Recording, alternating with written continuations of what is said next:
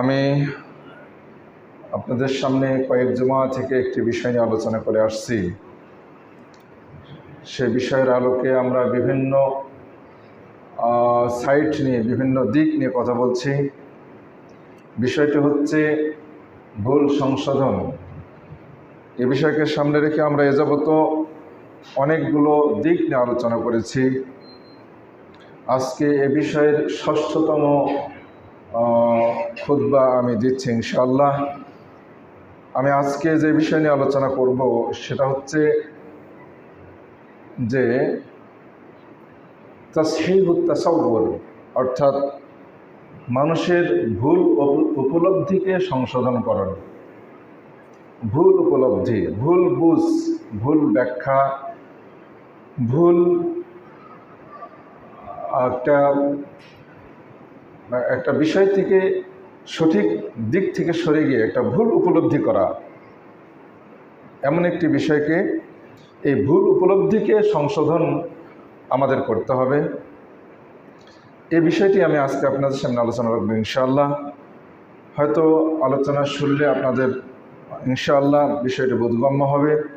আল্লাহ রাব্বুল আলামিন আমাকে তৌফিক দান করুন। আমি আপনাদের সামনে আজকে যে বিষয়টি নিয়ে আসার ইচ্ছা করেছি, আল্লাহ রাব্বুল আলামিন আমাকে তৌফিক দান করুন, আমি আপনাদের সামনে এই বিষয়টি যেন তুলে ধরতে পারি। আমিন। আমরা এ যাবত যা শুনছি আমাদের অত্যন্ত প্রয়োজনীয়, অতীব গুরুত্বপূর্ণ। আমাদের দৈনন্দিন জীবনে আমাদের একেবারেই মসজিদের চার দেয়ালের মাঝ থেকে, ভিতর থেকে বাহির পর্যন্ত, ব্যক্তি জীবন থেকে নিয়ে আন্তর্জাতিক জীবন পর্যন্ত সর্বক্ষেত্রে এই বিষয়গুলো আমাদের জন্য অত্যন্ত গুরুত্বপূর্ণ বিষয়।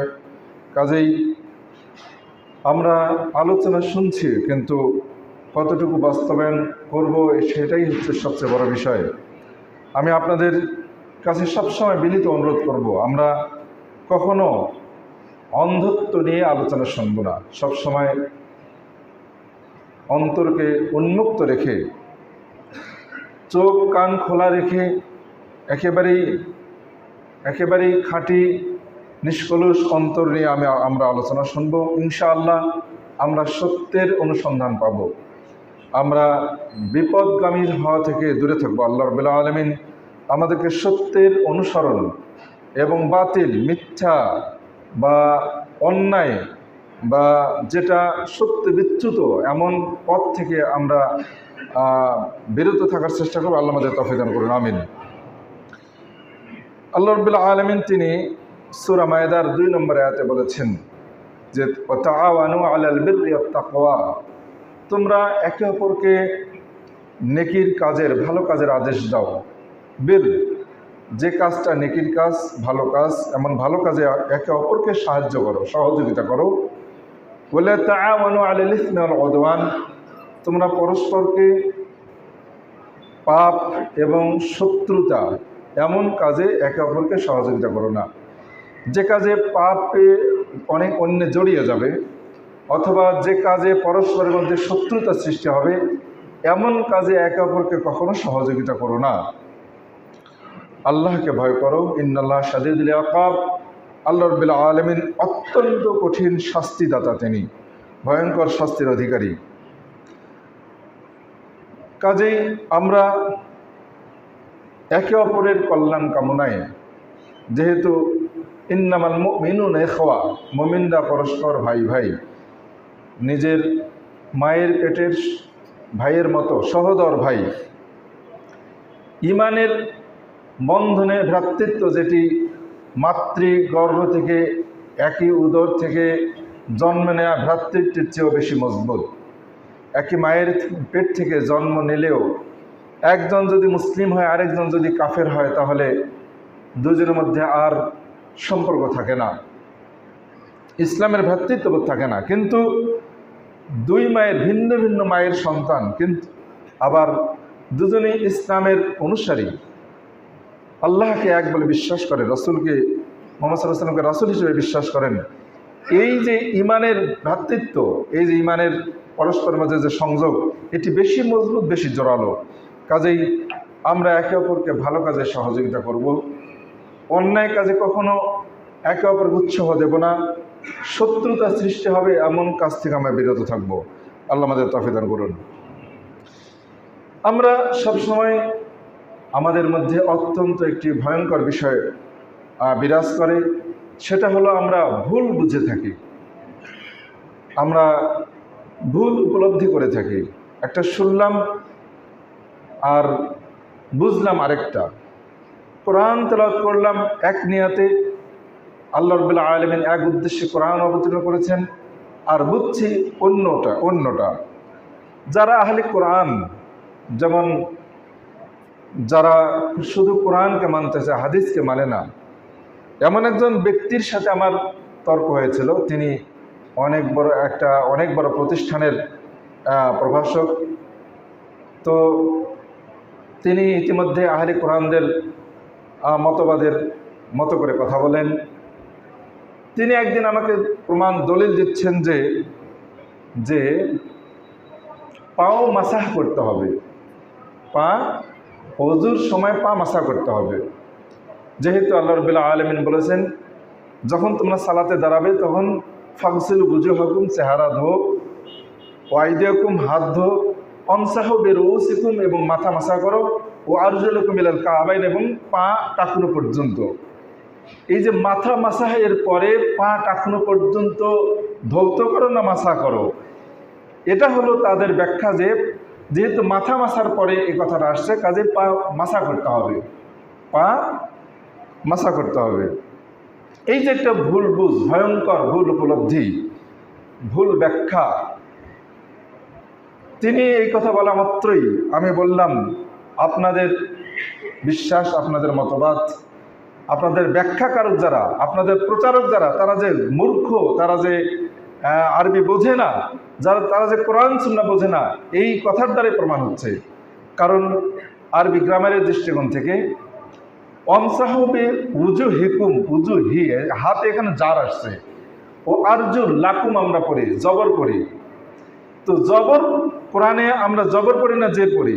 এটা আরবি গ্রামারের দৃষ্টিকোণ থেকে, এটা আপনাদের হয়তো বোঝালে হয়তো আপনাদের অনেকে বোধগম্য হবে না। যারা মাদ্রাসায় পড়াশোনা করেছেন তারা হয়তো আরবি গ্রামার সম্পর্কে যারা জানেন তারা বুঝবেন। গ্রামারের মাধ্যমেই আরবি যে কাওয়ায়েদ রয়েছে, গ্রামার আরবি ভাষার যে নিয়মাবলী রয়েছে, নিয়মাবলী প্রমাণ করে যে ও আরজুলাকুম ফাগসিল উজু হাকুম, চেহারা দো, উজু হা জবর আসছে, ও আরজুলাকুম, এবং আরজুলাকুম ওখানে লা জবর আসছে, চেহারা ধৌত, হাত ধৌত এবং পা ধৌত, এই কথাগুলো জবর দিয়ে আসছে। ওয়ামসাহবে রউসে, এখানে সিনে জের আসার কারণে মাসাহ করতে হবে। এখানে গ্রামাটিক্যাল দিক আছে আর কি। যা হোক, আমি বললাম আপনারা যে আরবি বোঝেন না, আপনারা যে আরবি জানেন না, আপনারা যে নাদান, অজ্ঞ, আপনারা যে কোরআন সুন্নাহর জ্ঞান রাখেন না, এই আয়াতে এটাই আপনাদের এই ব্যাখ্যাটাই প্রমাণ করে। এই যে একটা ভুল বুঝ, ভুল উপলব্ধি, এই ভুল বুঝের কারণে আজকে পৃথিবীতে যত রকম সমস্যা, যত রকম দল, যত রকম মতবাদ, যত রকমের এই ইবাদতের মধ্যে যত রকম পার্থক্য, সব ভুল বুঝের কারণে, ভুল উপলব্ধির কারণে। আমরা এমন কিছু প্রমাণ আল্লাহ রাসূলের সাহাবার যুগে আমরা দেখতে পাই। সাহাবে কেরামগণ, কিছু সাহাবা নিজে নিজে কিছু বোঝার চেষ্টা করেছেন, বুঝতে গিয়ে ভুল বুঝেছেন। যেমন এমন একটা অকাট্য প্রমাণ দলিল আমরা স্মরণ করব। হাদিসটি সহিহ বুখারী 5063 নম্বর হাদিসে আসছে, সহিহ মুসলিমে এসেছে সহিহ হাদিস। হাদিসে হুমায়দ বিন আবি হুমায়দ আত-তাবিল এক সাহাবী, তিনি বলছেন, তিনি আনাস বিন মালিককে শুনেছেন বলতে, আনাস বিন মালিক বললেন, যা সালাসাতুর রাহতিন, আমরা এই হাদিসটি এর আগে আরও অনেক শুনেছি। তিন ব্যক্তির একটি দল, ছোট্ট দল, 3 ব্যক্তি আসলেন নবীর স্ত্রীগণের কাছে, ইয়াসআলুনা আন ইবাদাতিন নবী, নবী সাল্লাল্লাহু আলাইহি ওয়াসাল্লামের ইবাদত সম্পর্কে জিজ্ঞেস করার জন্য, যে নবী সাল্লাল্লাহু আলাইহি ওয়াসাল্লাম তিনি কিভাবে ইবাদত করেন, রাতের বেলায়, দিনের বেলায়। যেহেতু স্ত্রীরা রাতের বেলা রাসূল ঘরে থাকেন, স্ত্রীরাই আল্লাহ রাসূলের ইবাদত সম্পর্কে বেশি ভালো বোঝেন, বেশি ভালো জানবেন। কাজেই নবী সাল্লাল্লাহু আলাইহি ওয়াসাল্লামের ইবাদত কীরকম, কি অবস্থা, কেমনভাবে তিনি ইবাদত করেন, এই বিষয়টি আল্লাহ রাসূল সাল্লাল্লাহু আলাইহি ওয়াসাল্লামের স্ত্রীদেরকে ওই 3 ব্যক্তি জিজ্ঞেস করলেন। তখন তাদেরকে জানানো হলো যে আল্লাহ সাল্লাল্লাহু আলাইহি ওয়াসাল্লাম এভাবে ইবাদত করেন, রাত্রি তিনি এভাবে রাত যাপন করেন, তিনি তাহাজ্জুদ করেন, আবার ঘুমান। তিনি স্ত্রীদেরকেও সময় দেন। তিনি পর্যাপ্ত সব যেটা প্রয়োজন, যতটুকু শরীরকে সুস্থ রাখার জন্য যা প্রয়োজন, পরিবারকে সময় যতটুকু দেওয়ার প্রয়োজন, সব কিছু দিয়ে সব কিছু মেনটেন করে তিনি রাত অতিবাহিত করেন, ইবাদত করেন। যখন তাদেরকে যখন তাদেরকে সংবাদ দেওয়া হল আল্লাহ রাসূলের ইবাদত সম্পর্কে, তখন তারা কান্নাম তাকাল্লু, তারা আল্লাহ নবী সাল্লাল্লাহু আলাইহি ওয়াসাল্লামের এই ইবাদতকে তারা খুব অল্প মনে করলো। এটা অল্প ইবাদত, এই ইবাদত কার্যকরী নয়, এই ইবাদত আমাদের জন্য ঠিক নয়, উপযুক্ত হবে না। কারণ হচ্ছে তারা বলছে ফাকালু আইনা নাহনু মিনান নবী, নবীর থেকে আমরা কত না নিচে। কাজেই আমরা নিচে থাকার কারণে এত অল্প ইবাদত আমাদেরকে জান্নাতে পৌঁছাবে না, আমাদের মুক্তি নিয়ে আসবে না। কারণ কদ গুফিরা লাহু মা তাকাদ্দামা মিন যামবিহি ওয়া মা তাআখার, কারণ নবী সাল্লাল্লাহু আলাইহি ওয়াসাল্লামের অতীত ভবিষ্যৎ সব পাপকে ক্ষমা করে দেওয়া হয়েছে। কাজে এই অল্প ইবাদত তার জন্য ঠিক হতে পারে, আমাদের জন্য নয়, তার জন্য উপযুক্ত হতে পারে, আমাদের জন্য যথেষ্ট হবে না। তারা এই মনে করলেন, ভুল বুঝলেন, তাদের উপলব্ধিটা ভুল হয়ে গেল, তাদের বুঝটা ভুল হয়ে গেল। তখন একজন বললেন ক্বালা আহাদুহুম আম্মা আনা ফাইন্নী উসাল্লি লাইল আবাদা, এক ব্যক্তি বলল যে আমি প্রত্যেক রাত্রে সারা রাত জেগে জেগে ইবাদত করব, রাত্রে কখনো ঘুমাবো না, বিছানায় কখনো আমার পিঠকে স্পর্শ করব না। আরেকজন বলল ক্বালা আখার আনা আসুমুদ দাহরা, আমি সর্বদাই সিয়াম পালন করব, আদ-দাহর সারা বছর সিয়াম রাখবো, কখনো সিয়াম ত্যাগ করব না। আর ওয়ালা উফতির, কখনো ইফতার করব না, সিয়াম ত্যাগ করব না। ওয়াকালা আখার, তৃতীয় ব্যক্তি বললেন আনা আ'তাজিলুন নিসা, আমি নারীদের থেকে দূরে থাকবো, আমি বৈরাগ্য জীবন যাপন করবো। ফালা আতাজাওয়াজ আবাদা, আমি কোনোদিন বিবাহ শাদী করব না। এই তিন ব্যক্তি নবী সাল্লাল্লাহু আলাইহি ওয়াসাল্লাম ইবাদতকে অল্প মনে করে তিন ব্যক্তি এরকম তিন রকম শপথ খেলেন, তিন রকম কসম খেলেন। খেয়ে তারা কিভাবে তাদের ভবিষ্যৎ জীবনকে অতিবাহিত করবেন, কিভাবে ইবাদত করবেন, কেমন করে আল্লাহর নৈকট্য লাভ করা যায়, কিভাবে নাজাত পাওয়া যায়, নাজাতের উদ্দেশ্যেই কিন্তু এই শপথগুলো তাদের। আল্লাহ রাব্বুল আলামিনের শাস্তি থেকে বাঁচার জন্যই, জান্নাত লাভের উদ্দেশ্যেই কিন্তু তাদের এই প্রচেষ্টা, এই ইচ্ছা, তাদের এই আবেগ।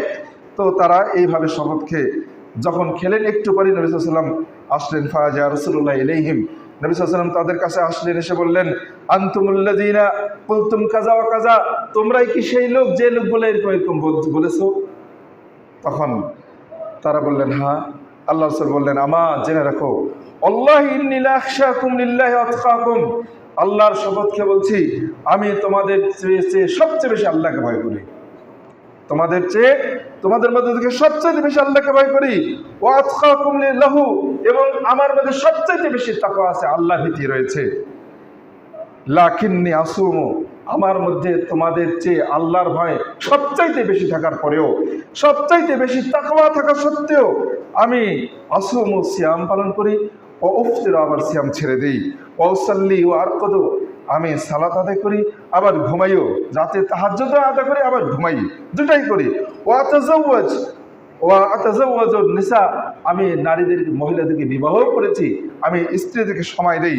ফামান রাগিবা আন সুন্নতি, সুতরাং আমার এই যে সুন্নাহ, সিয়াম পালন করা আবার ছেড়ে দেয়া, আবার ঘুমানো আবার জেগে জেগে ইবাদত করা, আবার স্ত্রীদের সংস্পর্শে যাওয়া, এই যে সুন্নাহ, ফামান রাগিবা আন সুন্নতি, যে ব্যক্তি আমার সুন্নাহ থেকে মুখ ফিরে নেবে, ফালাইসা মিন্নি, সে আমার অনুসারীদের অন্তর্ভুক্ত নয়। দেখুন, এই হাদিসের মধ্যে এই হাদিসের মধ্যে অনেক শিক্ষা রয়েছে। বিশেষ করে সাহাবে কেরামগণ নবী সাল্লাল্লাহু আলাইহি ওয়াসাল্লামের ইবাদত সম্পর্কে তারা চিন্তা গবেষণা করতেন, ভাবতেন নবী সাল্লাল্লাহু আলাইহি ওয়াসাল্লাম কিভাবে ইবাদত করেছেন, এই বিষয়গুলো তারা দেখতেন, খেয়াল করতেন, যে যাতে করে নবী সাল্লাল্লাহু আলাইহি ওয়াসাল্লামের মতো তারা ইবাদত করেন, যাতে করে তারা নবী সাল্লাল্লাহু আলাইহি ওয়াসাল্লামের সুন্নাহকে অনুসরণ করেন। কিন্তু এই সুন্নাহকে ধরতে গিয়ে যারা সীমালঙ্ঘন করবে, যারা অতিরঞ্জন করবে, যারা বেশি করবে, বেশি বুঝার চেষ্টা করবে, তারা অনেক বড় ভুল করে বসবে। এই ভুল করার কারণে দেখা যাচ্ছে যে এত বড় অন্যায় করে ফেলবে, ইসলাম থেকে বিচ্যুত হয়ে যাবে। সীমালঙ্ঘন করার কারণে ইসলাম থেকে বিচ্যুত হয়ে যাবে, যে কারণে তাদের দ্বারা ইসলাম তাদের দ্বারা পরিবর্তন হয়ে যাবে, ইসলাম রদবদল হয়ে যাবে, অনেক অনেক পরিবর্তন হয়ে যাবে যখন তারা এরকম কম বেশি করতে যাবে। আজকাল বর্তমানে পৃথিবীতে আমরা যত বিদআত দেখছি, কি কারণে এগুলো ঘটছে, কি কারণে হচ্ছে? যারা বেশি ভালো করতে চায়, যারা বেশি সুন্দর করতে চায়, যারা মনে করে যে আল্লাহ রাসূল সাল্লাল্লাহু আলাইহি ওয়াসাল্লাম তিনি যেমনটি করেছেন, হয়তো আমি যেভাবে করছি এটা মানে বেশি ভালো, বেশি ঠিক, একটু অতিরঞ্জিত, একটু বেশি সুন্দর ব্যাখ্যা করার চেষ্টা করছি, যে ব্যাখ্যা করতে গিয়ে দেখা যাচ্ছে আজকে অনেক ভুল করে বসছি আমরা। কাজে আসুন, সাহাবে কেরামগণ, এই যে একজন যে তিনজন তিন রকম শপথ খেলেন, এটা অনেক বড় একটা ভয়ঙ্কর অবস্থায় চলে যাচ্ছিলেন, এবং এমনকি আল্লাহ রাসূল তাদেরকে সতর্ক করে দিলেন যে আমার এই সুন্নাহকে যে ত্যাগ করবে তারা আমার অনুসারীদের অন্তর্ভুক্ত নয়। আজকে আমরা যারা আজকে মুসলিম যারা পরিবার রয়েছি, আমরা যারা মুসলিম, ইসলামকে ভালোবাসি, আল্লাহ মত রাসূলকে ভালোবাসি, আমরা আজকে অনেক ভুল করে বসছি, অনেক অন্যায় করে বসছি, ইসলামকে নানারূপ ব্যাখ্যা করতে যাচ্ছি, বহুবিধ নিজের ইচ্ছা মতো ব্যাখ্যা করছি, যেমনটি আজকে আহলে কোরআনদের ব্যাখ্যা আমরা শুনতে পাচ্ছি। এমন ভয়ঙ্কর উল্টাপাল্টা তারা ব্যাখ্যা করছে, যে ব্যাখ্যার কারণে তারা আল্লাহ রাসূল সাল্লাল্লাহু আলাইহি ওয়াসাল্লামের হাদিসগুলোকে তারা অকাতরে মিথ্যা কথা বলে তারা ত্যাগ করছে, ছেড়ে দিচ্ছে। তারা বলছে যে এগুলো হাদিস হতে পারে না, যদি হাদিসের মধ্যে ইখতিলাফ থেকে কোনোটা সহিহ কোনোটা জয়ীফ, তাহলে হাদিস নিয়ে, সব হাদিস নিয়েই সংশয় রয়েছে, সন্দেহ রয়েছে। আমি তাদের বলবো যে যদি হাদিস নিয়ে তাদের সংশয় থাকে, সন্দেহ থাকে, তাহলে কোরআন নিয়েও সংশয় রয়েছে তাদের। কারণ যে নবী সাল্লাল্লাহু আলাইহি ওয়াসাল্লাম হাদিস বলেছেন, সেই নবী সাল্লাল্লাহু আলাইহি ওয়াসাল্লামের উপরে তো কোরআন অবতীর্ণ হয়েছে। কাজেই তারা কোরআনকে কি করে বিশ্বাস করতে পারে? তাদের কোরআনও বিশ্বাস করা ঠিক নয়। শুধু তাই না, এমনকি তারা নিজকেও বিশ্বাস করা ঠিক না। তার বাবা মা যারা বলে যে আমি তোমার বাবা মা, তাদেরকে বিশ্বাস করা ঠিক না যে তার বাবা মা কি তারা হয় কিনা, কারণ সে তো দেখে নাই, সে তো জানে না। কাজেই আল্লাহ রাব্বুল আলামিন আমাদেরকে সত্যে পৌঁছার তৌফিক দান করুন, সকল বলে আমিন। আসুন, আমরা ইসলামের ব্যাপারে দুইটি জিনিস খেয়াল করব। একটা হচ্ছে আল্লাহ রাব্বুল আলামিন কোরআনে বলেছেন আন আকিমুদ্দিন, তোমরা দিনকে কায়েম করো, দিনকে প্রতিষ্ঠা করো। দিনকে প্রতিষ্ঠা করতে গিয়ে আমরা দুটি পক্ষ হয়ে গিয়েছি। একটা পক্ষ হচ্ছে মুতাজাবিজিন, একটা পক্ষ হচ্ছে সীমা লঙ্ঘনকারী, আরেকটা পক্ষ হচ্ছে কাসিরিন আনহু, আরেকটা পক্ষ হচ্ছে একেবারেই শিথিল। দুইটা দিক, একটা হচ্ছে সীমা লঙ্ঘনকারী, একটা হচ্ছে একেবারে মূল অবস্থা থেকে একজন হলে অনেক সামনে এগিয়ে গেছে, আরেক দল হচ্ছে অনেক পিছিয়ে পড়ে গেছে। এই দুটি পক্ষ হয়ে গিয়েছি। আর মধ্যবর্তী যারা খায়রুল উমুরি আওসাতুহা, মধ্যমপন্থী যারা, তারা কারা, কাদেরকে আমরা বুঝবো? আমরা যদি আল্লাহ রাসূলের একটি হাদিসকে স্মরণ করি, আল্লাহ রাসূল সাল্লাল্লাহু আলাইহি ওয়াসাল্লাম তিনি তো বলেছেন যে আমার উম্মতরা 73টি দলে বিভক্ত হবে। অতীত জাতিরা, ইহুদি খ্রিস্টানরা, কেউ ছিল 72 দলে, কেউ ছিল 71 দলে, কেউ ছিল 72 দলে, আর আমার উম্মতরা হবে 73 দলে। 73 দলে বিভক্ত হবে।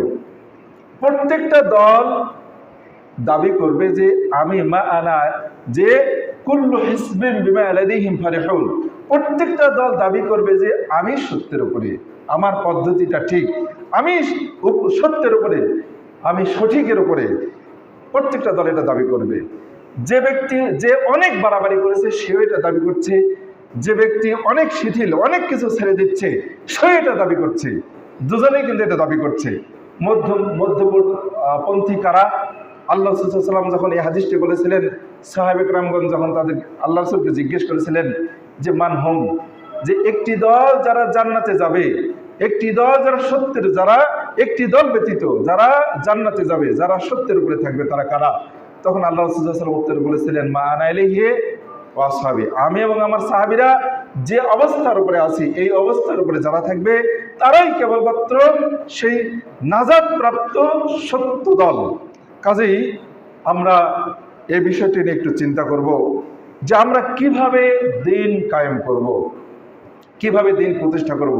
এই বিষয় নিয়ে আমি সামনে আরো অনেক আলোচনা করবো ইনশাআল্লাহ। তো আমাদের উপলব্ধিটা কি, আমাদের চিন্তাটা কি, আমাদের সিদ্ধান্তটা কি, কিভাবে আমরা দিন কায়েম করব। আমি সংক্ষেপে বলতে চাই, নবী সাল্লাল্লাহু আলাইহি ওয়াসাল্লামের পদ্ধতি অবলম্বন করব না ইহুদি খ্রিস্টানদের পদ্ধতি। নবী সাল্লাল্লাহু আলাইহি ওয়াসাল্লামের আমাদের নবী সাল্লাল্লাহু আলাইহি ওয়াসাল্লাম কর্তৃক আমরা যে কোরআন পেয়েছি, সেই কোরআনের মাধ্যমে কোরআন কে যিনি বাস্তবায়ন করেছেন, যিনি রূপদান করেছেন, যিনি কোরআন যার উপর অবতীর্ণ হয়েছে, তিনি যে পদ্ধতিতে দাওয়াত এবং তাবলীগের কাজ করেছেন, দিনকে প্রতিষ্ঠা করেছেন, অতীত নবী রাসূলগণ যেভাবে দিন প্রতিষ্ঠা করেছেন সেভাবে আমরা দিন প্রতিষ্ঠা করব, না আব্রাহাম লিঙ্কনের বানানো সেই মতবাদ এর মাধ্যমে দিন প্রতিষ্ঠা করব? কিভাবে করব? এটা আমাদের চিন্তা করতে হবে, ভাবতে হবে। যদি বলি যে আমরা ক্ষণিকের জন্য, কিছু সময়ের জন্য আব্রাহাম লিঙ্কনের মতবাদের মাধ্যমে দিন প্রতিষ্ঠা করব, এটা স্থায়ীভাবে নয়, অল্প সময়ের জন্য, তাহলে সেই মক্কার মুশরিকদের সাথে মুশরিকরা আল্লাহ রাসূলকে যে প্রস্তাব করেছিল যে আমাদেরও এলাহর ইবাদত করুন, আমরাও তোমার এলাহর ইবাদত করব, তাহলে সেটা ঠিক হতো। এই কারণে ঠিক হতো যে যে যে কাফেরদের এলাহ, মুশরিকদের এলাহর যদি ইবাদত করলে, মুশরিকরা যদি মুসলিম হয়, তাহলে কিছু সময় তাদের সাথে মিলিয়ে তাল মিলিয়ে চললে অসুবিধা কোথায়? এমনটা তো হতে পারতো, কিন্তু তা করা হয়নি। বরং নবী সাল্লাল্লাহু আলাইহি ওয়াসাল্লাম কখনো মুশরিকদের সাথে ঐক্যতা পোষণ করেননি। কাজেই ইসলাম আমরা যদি কেউ বাস্তবায়ন করতে চাই ব্যক্তি জীবনে, দেখুন তিন সাহাবী ইবাদতের ক্ষেত্রে তাদের ব্যক্তি জীবনে ইসলামকে প্রতিষ্ঠা করতে চেয়েছিলেন। তিন সাহাবী নিজ নিজ বুঝের আলোকে তিন সাহাবী তিন রকম মন্তব্য করলেন। দেখুন, তিন সাহাবী একই রকম আবার মন্তব্য করলেন না, তিনজন তিন রকম বুঝলেন, তিন রকম তারা কাজ করতে চাইলেন। প্রত্যেকের উপলব্ধি, প্রত্যেকের বুঝটা ভুল ছিল। নবী সাল্লাল্লাহু আলাইহি ওয়াসাল্লাম তৎক্ষণাৎ তাদেরকে সংশোধন করে দিলেন। এই যে ভুল উপলব্ধিকে সংশোধন করতে হবে।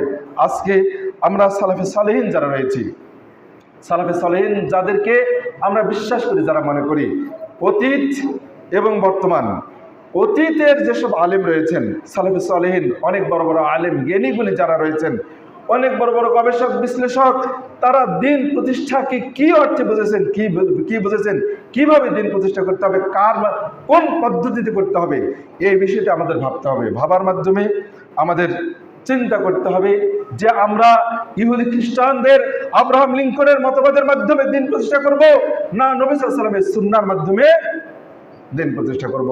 আল্লাহ আমাদের, যদি আমি সত্য বলে থাকি, ইনশাআল্লাহ আমি যা বলেছি, সালাফে সালেহিন যারা রয়েছেন, অনেক বড় বড় আলেম গবেষক যারা রয়েছেন, যারা আকীদা বিচ্যুত নন, তাদের কথা হচ্ছে, তাদের কথার আলোকে যেটা আমি বলতে চাচ্ছি, সেই হিসেবে আমরা আল্লাহ রাব্বুল আলামিনের আল্লাহ রাব্বুল আলামিন তার নবীকে দিন দিয়ে পৃথিবীতে পাঠিয়েছিলেন, তিনি যেভাবে দিন প্রতিষ্ঠা করেছেন তার পদ্ধতি আমরা অবলম্বন করার চেষ্টা করবো ইনশাআল্লাহ। আল্লাহ রাব্বুল আলামিন আমাদের উপরে যতটুকু দায়িত্ব দিয়েছেন ততটুকু পালন করার চেষ্টা করব, অতিরিক্ত নয়, বেশি নয়, অন্যের ঘরে হস্তক্ষেপ, আবার যতটুকু আমাদের মানে ক্ষমতা নয় তার চেয়ে বেশি হস্তক্ষেপ, বেশি শক্তি প্রয়োগ, আবার যে পরিমাণ আপনার আমার কর্তব্য তার চেয়ে সেটা না করে কম করা বা তার চেয়ে বেশি করা, এই বিষয় নিয়ে কিন্তু আমি বেশ কয়েক জমা থেকে আলোচনা করে আসছি।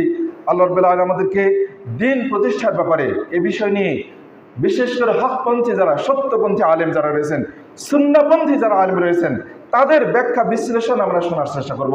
আমার ভুলও হতে পারে, আমার কথাগুলো আপনাদের বিবেকে উল্টাও মনে হতে পারে, কিন্তু আমি আপনাদেরকে অনুরোধ করব, যারা সত্যিকারে সত্যপন্থী আলেম যারা, তাদের ব্যাখ্যা বিশ্লেষণ আমরা শোনার চেষ্টা করবো। আল্লাহ আমাদের তৌফিক দান করুন, সকল বলে আমিন। এরকম সাহাবাদের মধ্যে আরো কিছু এরকম ভুল উপলব্ধি আমরা অবলোকন করতে পারি। দেখি, যেমন ধরে নিন, এরকম আরেকটা হাদিস আসছে, হাদিসটি সিলসিলা সহিহার 2623 নম্বর হাদিস আসছে, এবং ইমাম তাবারানী তার কাবির নামক কিতাবে নিয়ে আসছেন হাদিসটি। এই হাদিসে কাহমাস আল হিলালি সাহাবী তিনি বলছেন, আসলামতু ফাআতাইতুন নাবিয়্যা, আমি ইসলাম গ্রহণ করলাম, নবীর কাছে আসলাম, ফাআখবারতুহু বিইসলামি, তাকে আমার ইসলাম গ্রহণের কথা জানালাম যে আমি ইসলাম গ্রহণ করেছি। ফামাকাসতু হাওলান, এরপর আমি 1 বছর আমার ইসলাম গ্রহণ করার কথা নবী সাল্লাল্লাহু আলাইহি ওয়াসাল্লামকে জানানোর পর 1 বছর আল্লাহ রাসূলের সাথে সাক্ষাৎ করিনি। 1 বছর আমি দূরে ছিলাম, 1 বছর আল্লাহ রাসূলের সাথে সাক্ষাৎ করিনি। এর মধ্যে কদ্দামারতু ওয়া নাহালা জিসমি, এর মধ্যে আমি একেবারে দুর্বল হয়ে গিয়েছি, আমার শরীর জীর্ণ শীর্ণ হয়ে গেছে। স্বাস্থ্যহীন হয়ে গিয়েছি। তখন সুম্মা আতাইতুহু, এরপর নবী সাল্লাল্লাহু আলাইহি ওয়াসাল্লামের কাছে আমি আসলাম। এসে যখন তার কাছে আসলাম, তিনি আমাকে একবার দেখছেন, একবার তার দৃষ্টিকে নিচু করলেন, দেখলেন, চোখ তুলে তাকালেন, আবার দৃষ্টিকে নিচু করলেন। তখন কলা, তিনি আল্লাহ রাসূল সাল্লাল্লাহু আলাইহি ওয়াসাল্লাম কাহমাস হেলালি সাহাবীকে জিজ্ঞেস করলেন, ফামা বালাগা বিকা মা আরা, তোমাকে তুমি কে? ওই সাহাবী যখন আল্লাহ রাসূল এভাবে দেখছিলেন, তখন সাহাবী বলছিলেন, আপনি কি আমাকে চিনতে পারেননি? আমি সেই কাহমাস হেলালি। তখন আল্লাহ রাসূল বললেন যে, তোমার এই অবস্থা কেন? তুমি তোমার শরীর এত জীর্ণ শীর্ণ অবস্থা কেন? তুমি একেবারে সুখে এতটুকু হয়ে গেছো কেন? কি কারণে? তখন সাহাবী বললেন, মা আফতার তো বাদাকা নাহারান ওয়ালা নিমতু লাইলান, ওই যে আপনার সাথে সাক্ষাৎ করেছি 1 বছর আগে, এরপর থেকে আমি কোনোদিনও সিয়াম ছাড়ি নাই, আর কখনো রাত্রে ঘুমাইনি, কোনো রাত্রে ঘুমাইনি, সিয়ামও ছাড়িনি। আল্লাহ সাল্লাল্লাহু আলাইহি ওয়াসাল্লাম তাকে বললেন, সুম শাহরাস সাবরি অমেন কুল্লে শাহরি নিয়মান, তুমি শুধুমাত্র রমজান মাসে সিয়াম পালন করো, আর প্রত্যেক মাসে 1 দিন করে সিয়াম পালন করো। এরপর ওই সাহাবী বললেন, হে আল্লাহ রাসূল, আমাকে আরো বেশি করার অনুমতি দিন, আমাকে আরো বেশি করার অনুমতি দিন, আমি আরো বেশি করতে পারবো। তখন আল্লাহ রাসূল সাল্লাল্লাহু আলাইহি ওয়াসাল্লাম ওই ব্যক্তিকে বললেন, তাহলে রমজান মাসে সিয়াম পালন করো, আর প্রত্যেক মাসে 2 দিন করে সিয়াম পালন করো। এরপর ওই সাহাবী আবার বললেন, হে আল্লাহ রাসূল, আমাকে আরো অনুমতি দিন, আরো বেশি করার অনুমতি দিন, এর চেয়ে বেশি করতে পারবো। তখন সাহাবীকে আল্লাহ রাসূল বললেন, তাহলে তুমি রমজানের সিয়াম পালন করো, সাথে সাথে প্রত্যেক মাসে 3 দিন সিয়াম পালন করো। এই হাদিসে দেখুন, এই হাদিসে যে কথাটি বোঝা যাচ্ছে যে ওই সাহাবী ইসলাম গ্রহণ করেছিলেন। ইসলাম গ্রহণ তো আল্লাহর আনুগত্য করাই তো উদ্দেশ্য। সিয়াম পালন কি অন্যায় কাজ? রাত জেগে জেগে ইবাদত করা কি অন্যায় কাজ?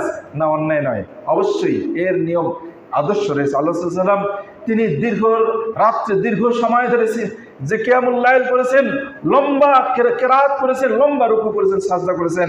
আল্লাহ রাসূল স্ত্রীরা বর্ণনা করেছেন যে নবী সাল্লাল্লাহু আলাইহি ওয়াসাল্লাম যখন সাজদায় যেতেন, তখন আমরা ভাবতাম যে মনে হয় তিনি আর কখনো সাজদা থেকে উঠবেন না। তিনি যখন রুকু থেকে উঠতেন, মনে হয় তিনি আর কখনো সাজদায় যাবেন না। তার লম্বা রুকু, লম্বা কেরাত, লম্বা সাজদার কারণে আমাদের কাছে মনে হতো যে এর পরের অবস্থায় আর তিনি যাবেন না। এত লম্বা রুকু, সাজদা, কেরাত করতেন, এত লম্বা কেরাত করতেন যে তার পা ফুলে যেত, মনে হয় পা ফেটে রক্ত বের হয়ে যাবে। এরপরেও আল্লাহ সাল্লাল্লাহু আলাইহি ওয়াসাল্লাম তিনি রাতের বেলায় ঘুমিয়েছেন। তো এই যে সাহাবী ভুল বুঝলেন, তার ব্যক্তি জীবন ইসলাম পালনে তিনি ইসলামের আদর্শ আছে, ইসলামের আদেশ রয়েছে যে তোমরা রাতে কিয়ামুল লাইল করো, সিয়াম পালন করো। 1 দিন সিয়াম পালন করলে আল্লাহ রাব্বুল আলামিনের সন্তুষ্টির জন্য যে ব্যক্তি 1 দিন সিয়াম পালন করবে, সে জাহান্নাম থেকে 70 বছরের রাস্তা সমান দূরে থাকবে। কাজে সিয়াম পালনে বাধা কোথায়? রাত জেগে যে ইবাদত, এটা তো মুমিনদের অলংকার, এটা মুসলিম মুমিনদের অলংকার, এটা তো অনেক বড় ভালো কাজ, অনেক বড় ভালো কাজ। আল্লাহ রাব্বুল আলামিন প্রত্যেক রাত্রে প্রথম আকাশে নেমে আসেন, শেষ রাত্রে নেমে এসে ডাকেন যে কে আমাকে ডাকবে, তার ডাকে আমি সাড়া দেবো, আমার কাছে চাইবে আমি তাকে, সে যা চাইবে আমি তাকে তা দেবো। এমন অকাট্য অনেক দলিল থাকা সত্ত্বেও কেন সারা রাত সিয়াম পালন করা যাবে না? কেন সারা রাত জেগে যে ইবাদত করা যাবে না? কেন প্রতিদিন সিয়াম পালন করা যাবে না? কারণ এটা একটা ভুল বুঝ, একটা ভুল উপলব্ধি। এভাবে এটা আল্লাহর রাসূলের সুন্নাহ নয়। কাজে আসুন, ইসলামের মধ্যে এরকম ভুল বুঝ আমাদের মধ্যে আছে। এরকম আরেকটি দলিল, আরো অনেক দলিল আছে। আরেকটি হাদিস আমরা শুনবো। সহিহ বুখারীতে 6704 নম্বর হাদিস আসছে, আব্দুল্লাহ আব্বাস থেকে বর্ণিত। সহিহ বুখারী, আবু দাউদ এবং ইবনে মাজাতে আসছে। আব্দুল্লাহ আব্বাস বলছেন, বাইনামান নবী সাল্লাল্লাহু আলাইহি ওয়াসাল্লাম একদিন নবী সাল্লাল্লাহু আলাইহি ওয়াসাল্লাম ভাষণ দিচ্ছেন, খুতবা দিচ্ছেন, সাহাবাদের সামনে ভাষণ দিচ্ছেন। ইযা হুয়া বিরাজুলিন কায়িম ফিশ শামসে, তিনি দেখতে পেলেন একটা লোক রোদের মাঝে দাঁড়িয়ে আছে, রোদের মাঝখানে দাঁড়িয়ে দাঁড়িয়ে খুতবা শুনছে। সামনে বসার জায়গা আছে, বসছে না, আবার ছায়া আছে, ছায়া গ্রহণ করছে না, রোদে দাঁড়িয়ে দাঁড়িয়ে খুতবা শুনছে। নবী সাল্লাল্লাহু আলাইহি ওয়াসাল্লাম তাকে জিজ্ঞেস করলেন, তার সামনে জিজ্ঞেস করলেন, ফাসালানহু, ওই লোকটা কে? ফাকালু, সাহাবারা বললেন, উনি হলেন হাজা আবু ইসরাইল, উনি হচ্ছে আবু ইসরাইল, তার নাম হচ্ছে আবু ইসরাইল। কায়িমুন ফিশ শামস, সে নাজারা, সে মান্নত করেছে, আল আইয়াকুম, সে সবসময় দাঁড়িয়ে থাকবে, কখনো বসবে না, শুইবে না। সে মান্নত করেছে কি সবসময় দাঁড়িয়ে থাকবে, বসবে না। ওয়ালা ইয়াকুদু, সে বসবে না, শুইবে না, সবসময় দাঁড়িয়ে থাকবে। হাদিসের শোয়ার কথাটা নেই, শুধু এতটুকু আসছে যে আইয়াকুম ওয়ালা ইয়াকুদ, সে দাঁড়িয়ে থাকবে, বসবে না। ওয়ালা ইয়াস্তাজিল, কখনো ছায়া গ্রহণ করবে না, কখনো ছায়া গ্রহণ করবে, সবসময় রোদের মধ্যে থাকবে। ওয়ালা ইয়াতাকাল্লাম, এবং কারোর সাথে কখনো কথা বলবে না। ওই আসুম এবং সবসময় সিয়াম পালন করবে। কাল আল্লাহ রাসূল বললেন মুরুহু, তাকে আদেশ করো ফালে তাকাল্লাম, সে যেন কথা বলে, সে যেন কথা বলে। মানুষ মানুষ যেহেতু তাকে কথা বলতে হবে, তার প্রয়োজন আছে, কথা বলতে হবে। ওয়ালিয়াস্তাজিল, এবং সে যেন ছায়া গ্রহণ করে, ছায়াতে যেন বসে। এবং ওয়ালিয়াকুত, সে যেন বসে।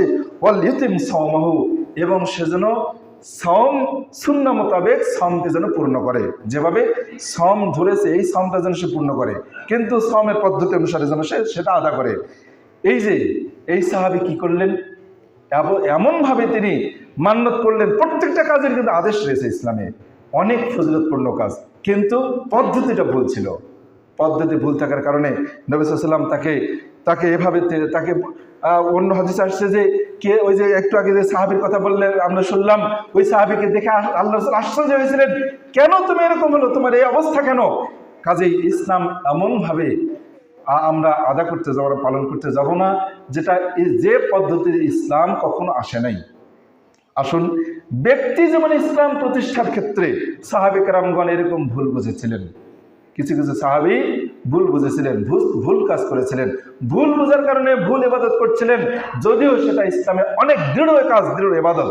আজকে ঠিক অনুরূপভাবে আমাদের ইবাদতের ক্ষেত্রে তো এরকম ভুল অনেক আছে, যেটা আমরা আজকে যত বেদাত, সব ভুল বুঝের কারণে, ভুল বুঝের কারণে বেদাতই এই জন্য এত বেশি কঠোর হয় যে পাপিষ্ঠ ব্যক্তি যে সে তত কঠোর হয় না। অর্থাৎ যে ব্যক্তি হারাম কাজ করে, যে ব্যক্তি সুদ খায়, ঘুষ খায়, সে জানে যে পাপ করছে, এই জন্য তার পাপের ব্যাপারে সে কঠোর হয় না, সে পাপের ব্যাপারে কঠোর হয় না। সুযোগ পেলে বা তার মধ্যে ভালো বুঝ আসলেই সে পাপ থেকে ফিরে আসবে, পাপটাকে ত্যাগ করবে, এবং পাপ করার অবস্থায় সে বিশ্বাস করে সে অন্যায় করছে।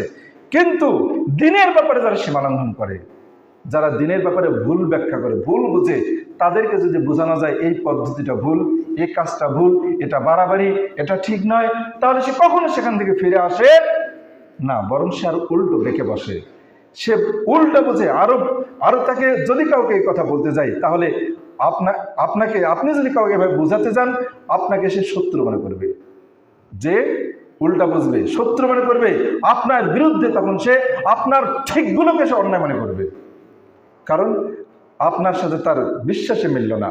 আসুন, আমরা চেষ্টা করব সঠিকটা বোঝার চেষ্টা করব, ভুল উপলব্ধি, ভুল বুঝ থেকে আমরা দূরে থাকার চেষ্টা করব। ভুল বুঝেছেন কি, শেষ হয়ে গেলেন কি? যদি ভুল বুঝতে যান, তাহলে আজ পৃথিবীতে ভুলকারীদের সংখ্যা বেশি না সঠিককারীদের সংখ্যা বেশি? ভুলকারীদের সংখ্যা বেশি। আল্লাহ রাব্বুল আলামিন কোরআনে বহু জায়গায় বলেছেন যে অধিকাংশই মুশরিক, অধিকাংশই মিথ্যাবাদী, অধিকাংশই কাফের, অধিকাংশই ফাসিক, অধিকাংশই এভাবে, অধিকাংশের কথাটাই এভাবে বলেছেন যে বেশিরভাগটাই হলো অন্যায়কারী। কাজে বেশিরভাগ অন্যায়কারী এটা নিশ্চিত। যেহেতু আবার হাদিসে যে কথাটা আসছে যে ৭২টা দলই অন্যায়কারী হবে আর একটা দল হবে সত্যের উপরে, কাজে বেশিরভাগ যে ভুলের উপরে আছে এটা অবশ্যই ত্যাগ করতে হবে। সংখ্যাধিক্যটা কখনো প্রমাণ নয়, সত্য নয়। আর অল্প সংখ্যকটাই হচ্ছে সাধারণত, এটাই হাদিসের মধ্যে স্পষ্ট আসছে যে সত্যের পথিকদের সংখ্যা হবে খুব কম। আসুন, আমরা ইসলামের সঠিক ব্যাখ্যা বোঝার চেষ্টা করব।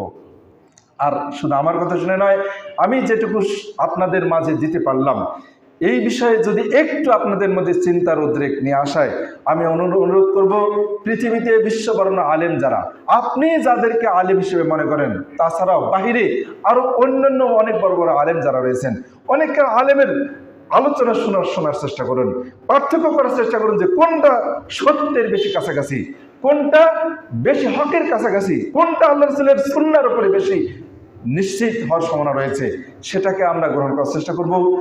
আর যেটা সত্য থেকে বেশি দূরে হওয়ার সম্ভাবনা রয়েছে, বিচ্যুত হওয়ার সম্ভাবনা রয়েছে, সেটা থেকে অবশ্যই দূরে থাকার চেষ্টা করব। মনে রাখবেন, সত্যের পথটা অনেক অনেক কাছে, সত্যের পথটা খুব ছোট হয়, তাড়াতাড়ি জান্নাতে যাওয়া যায়। আর মিথ্যার পথটা, বেদাতের পথটা হয় অনেক লম্বা, অনেক গভীর, অনেক দীর্ঘ, যার মাধ্যমে জান্নাতে যাওয়া অনেক কঠিন হতে পারে। আল্লাহর বেলায় আমাদেরকে ইসলামের সঠিক বুঝ, সঠিক উপলব্ধি দান করুন সকলের। আমিন।